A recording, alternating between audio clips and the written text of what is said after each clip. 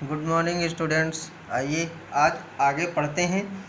Phylum Aschelminthes, इन्हें round worm के नाम से भी जाना जाता है या गोल कृमि के नाम से भी जानते हैं।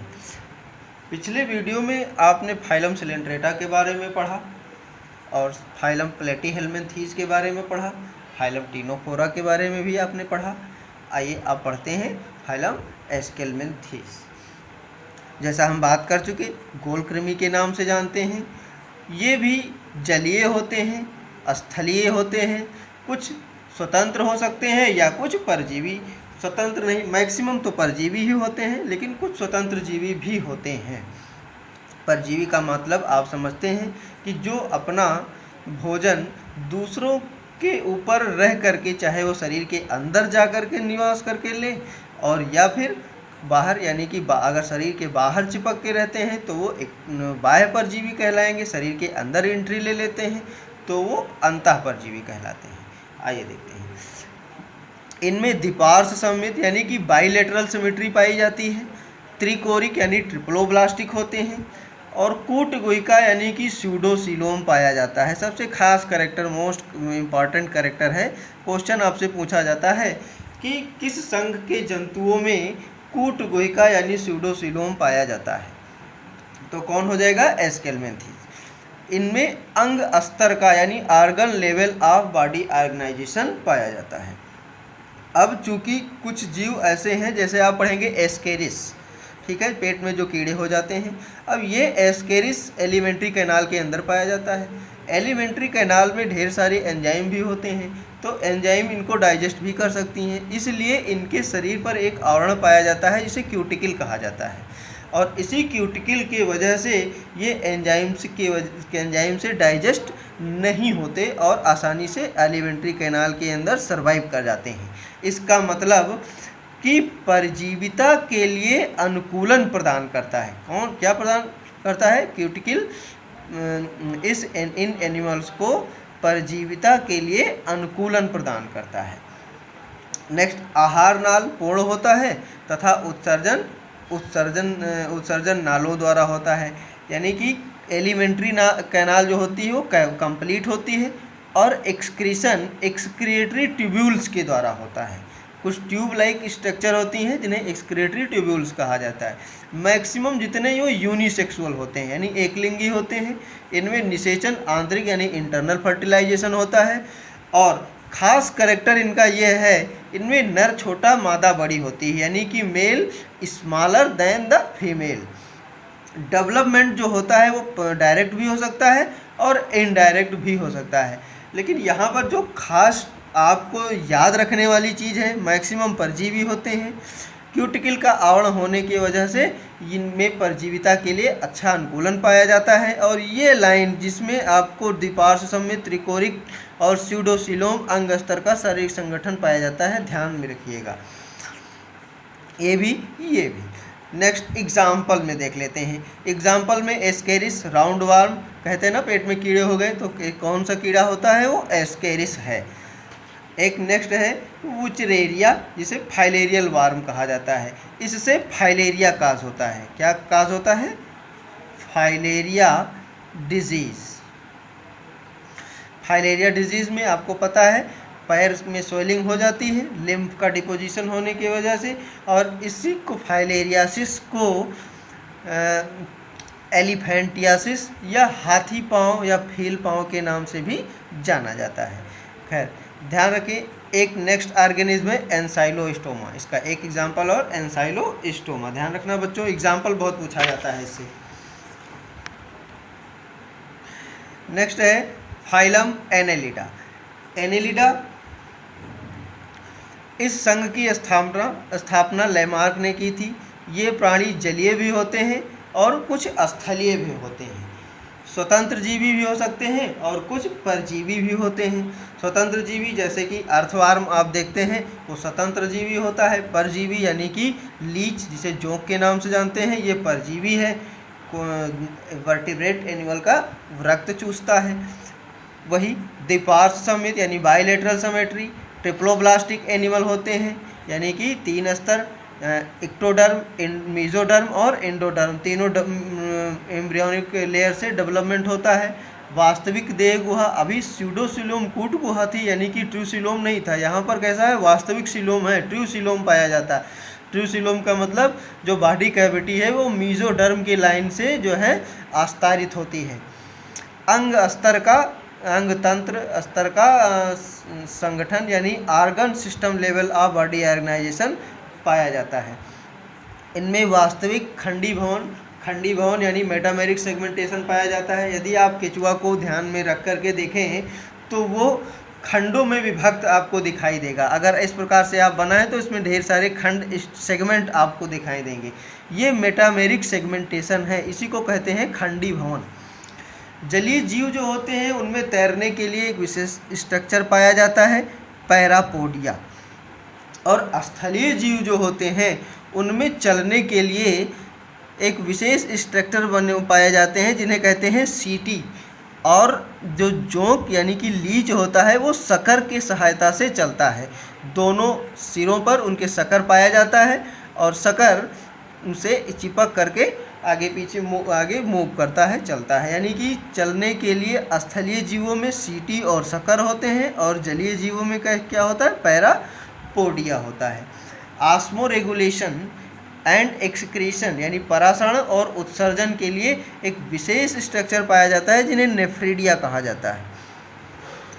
तंत्रिका तंत्र गैंग्लिया के रूप में होता है, गैंग्लिया के रूप में होता है। ये एक विशेष स्ट्रक्चर है सेंट्रल नर्वस सिस्टम में जो पाया जाता है। इस संघ के कुछ जीव एकलिंगी होते हैं जैसे नेरीज और कुछ द्विलिंगी होते हैं। अधिकतर जीव द्विलिंगी यानी कि बाइसेक्सुअल ही होते हैं जैसे अर्थवर्म और लीच दोनों बाइसेक्सुअल हैं।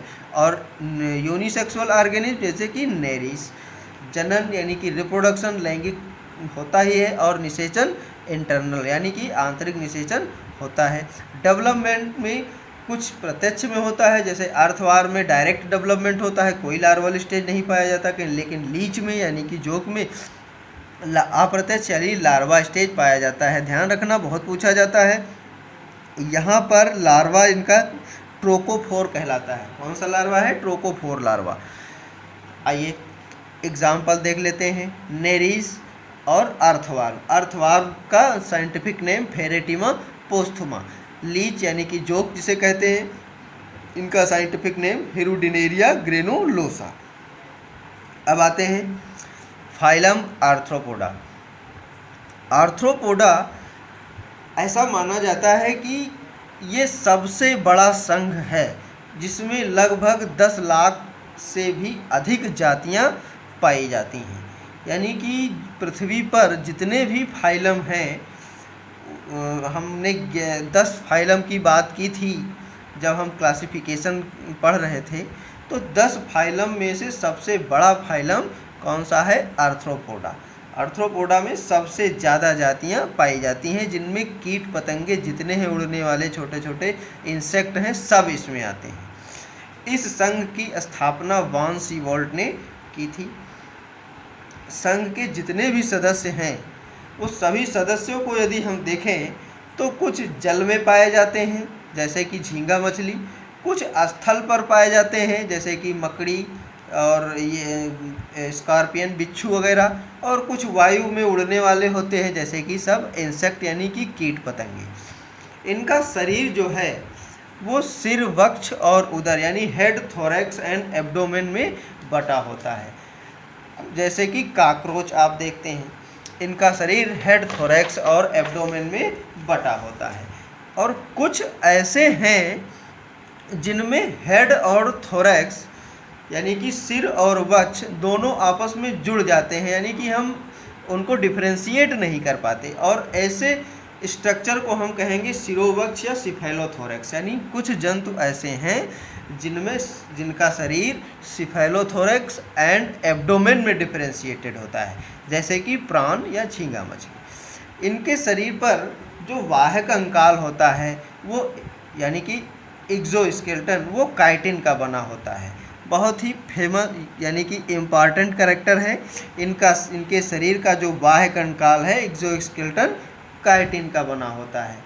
बाकी बाइलेटरल सिमेट्री वास्तविक देह गुहा यानी true coelom, triploblastic, organ system level of body organization पाया जाता है। चलने के लिए संधियुक्त जोड़ीदार पैर पाए जाते हैं। संधियुक्त यानी कि जॉइंटेड लेग्स पाए जाते हैं। और जितने भी लेग्स हैं अलग अलग यानी कि पैर जितने हैं, तो कुल मिलाकर के अलग अलग जंतुओं में अलग अलग तरीके से यानी कि अलग अलग कई जोड़ीदार जो पैर हैं वो अलग तरीके से, यानी कुछ में 3 जोड़ी पैर होंगे, कुछ में 4 जोड़ी पैर होंगे, कुछ में 5 जोड़ी पैर पाए जाते हैं। जैसे देखें जो इंसेक्ट हैं, जितने इंसेक्ट्स हैं, इंसेक्ट्स में सब में 3 जोड़ी पैर पाए जाते हैं।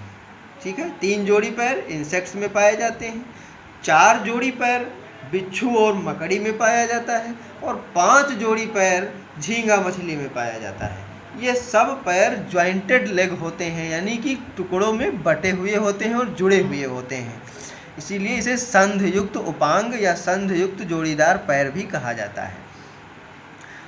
कीटों में उड़ने हेतु 2 जोड़ी पंख पाए जाते हैं। ध्यान रखना बच्चों कि जो इंसेक्ट्स हैं उड़ते हैं हवा में, उनमें 2 जोड़ी 2 पेयर ऑफ विंग्स पाए जाते हैं, और 2 जोड़ी में से 1 जोड़ी पंख वो फंक्शनल होता है, कार्य करता है, और 1 जोड़ी पंख जो है वो नॉन फंक्शनल होता है। श्वसन होता है जो रेस्पायरेशन, वो जो जलीय जीव हैं जैसे झींगा मछली, उनमें गिल्स के द्वारा पाया होता है, गिल्स के द्वारा होता है श्वसन, गिल्स पाए जाते हैं। कुछ जंतुओं में बुक लंग्स नाम की संरचना पाई जाती है, कुछ बुक के आकार की होती है, इसलिए इन्हें बुक लंग्स कहा जाता है। ये मकड़ी एवं बिच्छू में होता है, तो यानी कि श्वसन मकड़ी एवं बिच्छू में बुक लंग्स के द्वारा होता है। और बाकी जो इंसेक्ट हैं यानी कि कीट हैं, कीटों में श्वसनिकाओं द्वारा या ट्रैकी के द्वारा होता है। आते हैं परिसंचरण तंत्र। परिसंचरण तंत्र खुला प्रकार का, ओपन टाइप का होता है। हम ओपन और क्लोज टाइप दोनों की बात कर चुके हैं। और रक्त बिना किसी श्वसन वर्णक के होता है। श्वसन वर्णक यानी कि रेस्पायरेटरी पिगमेंट। हम आपको यहाँ बताना चाहेंगे कि रेस्पायरेटरी पिगमेंट है क्या। रेस्पायरेटरी पिगमेंट जैसे कि हम लोगों के ब्लड में हीमोग्लोबिन पाया जाता है, हीमोग्लोबिन के पाए जाने की वजह से हम लोगों के ब्लड का कलर रेड होता है। हीमोग्लोबिन का कार्य ही होता है कि वो ऑक्सीजन को ट्रैप करता है और लंग से ट्रैप करेगा, पूरे बॉडी में सर्कुलेट कराएगा, पहुंचाएगा। वहाँ से फिर उसके बाद में कार्बन डाइऑक्साइड ट्रांसपोर्ट होकर के आएगा, वो तो बात अलग है। लेकिन हीमोग्लोबिन का कार्य है कि वो ऑक्सीजन को ट्रैप करना यानी ऑक्सीजन को ट्रांसपोर्ट करना, इसीलिए इनको रेस्पायरेटरी पिगमेंट कहा जाता है, क्योंकि रेस्पायरेशन या श्वसन में हम ऑक्सीजन ही लेते हैं, ऑक्सीजन की ही हमें आवश्यकता होती है। इसका मतलब यह है, देखें खुला प्रकार का तंत्र है और रक्त में कोई श्वसन वर्णक यानी हीमोग्लोबिन जैसा कोई भी पिगमेंट नहीं पाया जाता। इसका मतलब ये हो जाएगा कि इनके ब्लड का कलर रेड नहीं होता है। नेक्स्ट, हाँ यहीं पर हम बात कर लेते हैं बेटा, एनेलिडा में हमने बात नहीं की। एनेलिडा में जो परिसंचरण तंत्र है या सर्कुलेटरी सिस्टम है वो क्लोज्ड प्रकार का होता है। जब आप एनेलिडा पढ़ रहे थे अभी तो वहाँ पर शायद हम भूल गए, तो वहाँ पर कैसा होता है, क्लोज्ड यानी कि बंद प्रकार का परिसंचरण तंत्र पाया जाता है, और उनमें श्वसन वर्णक हीमोग्लोबिन भी पाया जाता है। रक्त में हीमोग्लोबिन प्लाज्मा में डिज़ाल्व होता है। हम लोगों का हीमोग्लोबिन लाल रक्त कणिकाएँ यानी आरबीसी के अंदर पाई जाती हैं, जबकि केचुआ में यानी कि फाइलम एनेलिडा में जो हीमोग्लोबिन है वो प्लाज्मा में डिज़ाल्व स्थिति में पाया जाता है, और फाइलम एनेलिडा के सदस्यों के ब्लड का कलर इसी वजह से रेड होता है। नेक्स्ट, उत्सर्जन यानी एक्सक्रीशन। एक्सक्रीशन मैल्पीजियन नलिकाओं द्वारा यानी मैल्पीजियन ट्यूब्यूल्स के द्वारा होता है। संवेदी अंग, इनमें एंटीना पाए जाते हैं, और कुछ कंपाउंड और मेन जो है एंटीना तो पाया ही जाता है, और साथ साथ में कंपाउंड आई पाए जाते हैं। यानी कि फाइलम आर्थ्रोपोडा का एक और ख़ास करैक्टर है कंपाउंड आई या संयुक्त नेत्र का पाया जाना। आपसे क्वेश्चन पूछा जाता है कंपाउंड आई या संयुक्त नेत्र किस संघ के जंतुओं में पाया जाता है, तो वो कहाँ, फाइलम आर्थ्रोपोडा में पाया जाता है। ये जंतु एक लिंगी होते हैं यानी यूनिसेक्सुअल हैं, अंडज हैं, ओविपेरस यानी कि ये बच्चों को जन्म नहीं देते बल्कि अंडे देते हैं, और इनमें निषेचन आंतरिक होता है यानी इंटरनल फर्टिलाइजेशन होगा। परिवर्धन प्रत्यक्ष या अप्रत्यक्ष प्रकार का हो सकता है, यानी कुछ में डेवलपमेंट जो है डायरेक्ट होता है और कुछ में इनडायरेक्ट होता है। और इनडायरेक्ट होगा तो आपको पता है कि लार्वा स्टेज बनेगी, और लार्वा का नाम यहाँ पर अलग अलग कीटों में अलग अलग नाम दिया जाता है। इसको आपको बहुत ज़्यादा पढ़ने की ज़रूरत नहीं है। एग्ज़ाम्पल देख लें। एग्ज़ाम्पल में एपिस इंडिका यानी कि जो इंडिका इंडियन स्पीसीज़ है हनी बी की, एपिस का मतलब हनी बी का जंतु वैज्ञानिक नाम एपिस है। और एपिस की 3 स्पीसीज़ हैं, एपिस इंडिका, एपिस डार्सेटा और एपिस मिलिफेरा। 3 स्पीसीज़ हैं जिसमें एपिस इंडिका वो इंडियन स्पीसीज़ मानी जाती है। बाम्बेक्स मोराई ये सिल्क वार्म है। सिल्क वार्म को यानी कि जो रेशम कीट होता है, रेशम कीट को हम किस नाम से जानते हैं, बाम्बेक्स मोराई। लेसिफर लक्का, लाख का कीट यानी लाख जो होता है चूड़ी उड़ी बनाने के काम आता है, कई चीज़ों में के लिए काम आता है। इसका वैज्ञानिक नाम लेसिफर लक्का है। रोगवाहक कीट कुछ ऐसे भी इंसेक्ट्स हैं जो डिजीज़ को एक पर्सन से यानी कि डिजीज्ड पर्सन से हेल्दी पर्सन में ट्रांसफ़र करते हैं, जैसे कि फीमेल एनाफिलीज मॉस्किटो मच्छर, ये मलेरिया डिजीज़ को जो है रोगी मनुष्य से स्वस्थ मनुष्य में ट्रांसफ़र करता है। मलेरिया होता किससे है ये आप लोग जो है हमें कमेंट करके बताएंगे। एडीज़ मच्छर ये डेंगू का वाहक होता है, यानी कि डेंगू बुखार जो होता है उसको इस डिजीज़ पर्सन से रोगी मनुष्य में ट्रांसफ़र कौन करेगा, एडीज़ मॉस्किटो करता है। एक मॉस्किटो और है क्यूलेक्स फैटिगेंस जो फाइलेरिया का वाहक है।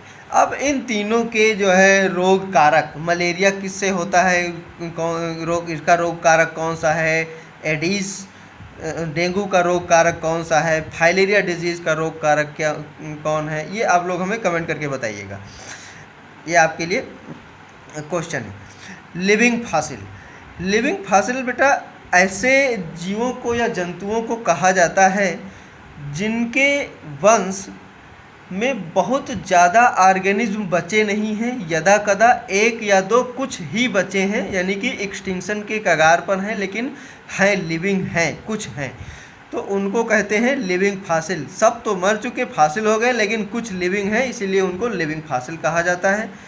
तो लिविंग फॉसिल में कौन आता है, लाइमुलस या किंग क्रैब। कुछ अन्य एग्जाम्पल हैं जैसे बिच्छू, मकड़ी, तितली, झींगा, केकड़ा, झींगुर आदि सभी कीट, जैसे आप मक्खी भी होता है, मक्खी भी सब उसी में, सभी प्रकार की मक्खियाँ इसमें आ जाएंगी। तो आशा करते हैं आप लोगों को ये समझ में आया होगा। पढ़िए, और हाँ आप लोग हमारे चैनल को सब्सक्राइब भी करते रहिए और ज़्यादा से ज़्यादा पढ़िए, ज़्यादा से ज़्यादा जो ना समझ में आए कमेंट करके पूछिए। आप मैसेज करके पूछ सकते हैं, टेक्स्ट मैसेज, वॉइस मैसेज, कैसे भी पूछिए। तो जितना ज़्यादा आप लोग एक्टिव रहेंगे उतना ही ज़्यादा हमारा भी उत्साह बढ़ेगा। ओके बेटा, थैंक यू।